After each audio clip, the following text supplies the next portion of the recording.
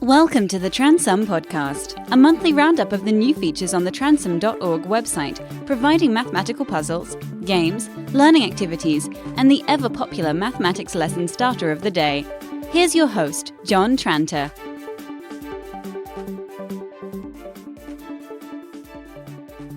Hello, and welcome to the July 2017 Transum Mathematics Podcast. Before I go any further, let me tell you that the transcript of this podcast is the newsletter, and the newsletter can be found at transum.org/newsletter. So if there's anything you missed or you want any of the links, just go to transum.org/newsletter to find the information that you need. Okay, before the news for this month, here is this month's puzzle. It's sometimes known as the Mystic Rose puzzle, and there is a Mystic Rose investigation on the Transum website. If you haven't seen it yet, that's worth having a look at. So basically, if there are two distinct points on the circumference of a circle, a chord drawn between these 2 points will divide the circle into 2 regions. If there are 3 points joined by 3 chords, the circle will be divided into 4 regions. Similarly, 4 points joined by 6 chords produces 8 regions, and 5 points produces 16 regions. So how many regions will be produced by 6 points joined by 15 chords? Right, the answer will be at the end of this podcast. It's not the obvious answer, I have to warn you, but it's something to think about while you're listening to this podcast and doing other things such as jogging or driving or just sitting there, I guess.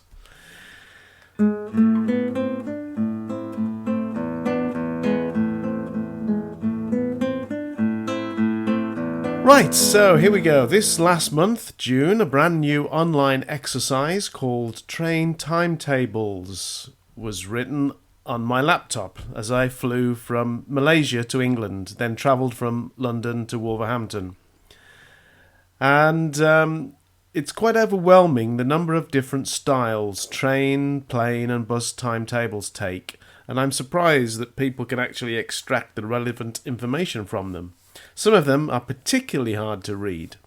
So this online exercise is based on a standard train timetable, but I have decided to collect photographs of some of the more obscure timetables and add them as an extra level to this exercise. So if you've spotted any unusual specimens, maybe train, plane or bus timetables, please send them to me and I can include them in this additional level. Another brand new exercise added to the website is called Functions, and it's been written basically to cover the GCSE content, but it also provides a strong base for A-level and IB study. The ordering of the questions was carefully considered to provide progression without forfeiting consolidation. There are 6 levels, and the higher levels include inverse functions and composite functions.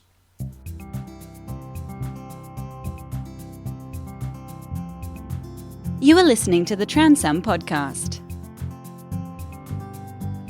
You can find Transum Mathematics at www.transum.org. When I was in London, I attended the excellent MathConf 10, a maths conference for enthusiastic maths educators. It was a wonderful day, and I chose to attend some excellent presentations.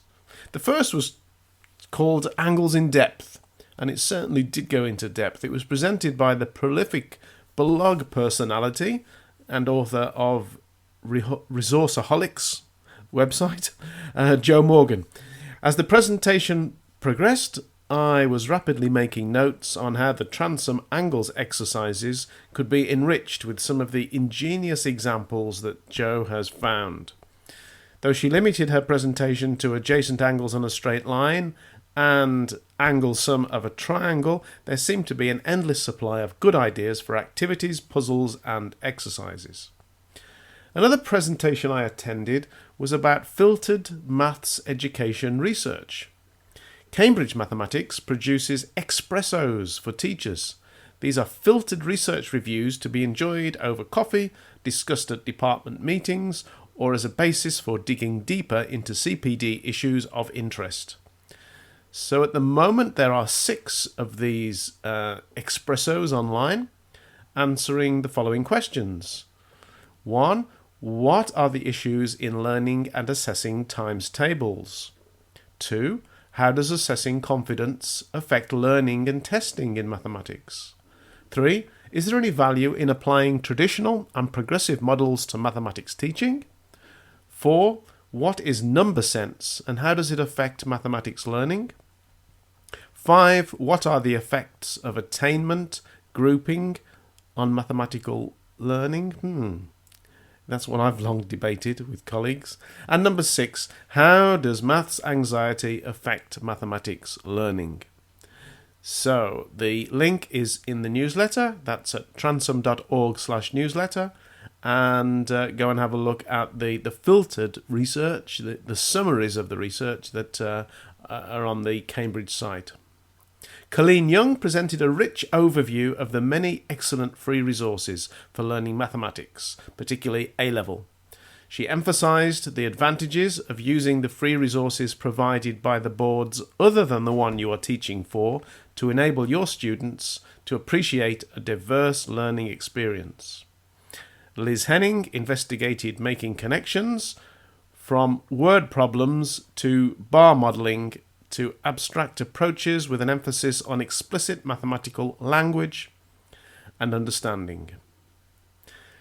Danny Quinn and Rose Dalders shared how they have introduced an alternative approach to marking and feedback that focuses only on quizzes and not books. They have seen improvements in pupils' outcomes, higher quality feedback for both pupils and teachers, and, importantly, reduced workload for teachers. So the links for their presentations are also in the newsletter that I've mentioned before.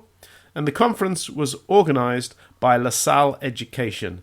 And you can read more about their forthcoming conferences at completemaths.com/events.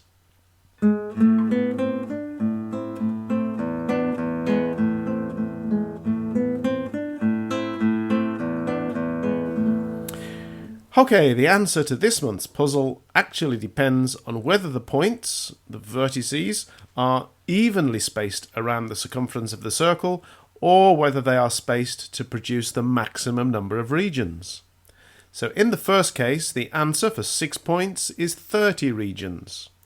But if, however, the points are not evenly spaced, an additional region exists at the point where the 3 diameters intersected in the first case.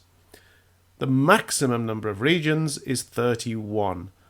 And the formula is, wait for it, R, the number of regions, equals 1/24 lots of n to the power 4 minus 6n cubed plus 23n squared minus 18n plus 24.